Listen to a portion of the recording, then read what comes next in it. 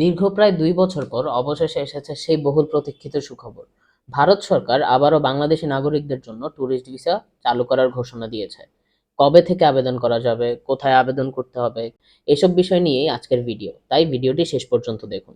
আজকের মূল খবর হচ্ছে, আজ ঢাকা যমুনা ফিউচার পার্কে অবস্থিত ইন্ডিয়ান ভিসা অ্যাপ্লিকেশন সেন্টার বা আইভ্যাক-এ এক গুরুত্বপূর্ণ ঘোষণা দেন ঢাকায় নিযুক্ত ভারতের নতুন হাইকমিশনার দীনেশ ত্রিবেদী। তিনি জানান, আগামী ২৮ জুন ২০২৬ থেকে বাংলাদেশি নাগরিকরা আবারও ইন্ডিয়ান ট্যুরিস্ট ভিসার জন্য আবেদন করতে পারবেন। সাংবাদিকদের সঙ্গে কথা বলার সময় তিনি বলেন, I am very happy to announce that we are resuming our normal visa applications for tourist visas, which can be submitted from 28th of June 2026. আপনি কোথায় আবেদন করতে পারবেন?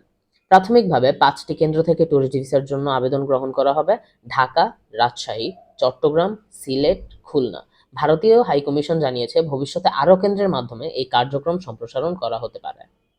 আপনাদের আরও কোনো প্রশ্ন থাকলে আমাদেরকে কমেন্ট বক্সে জানাবেন। সাথে থাকার জন্য ধন্যবাদ।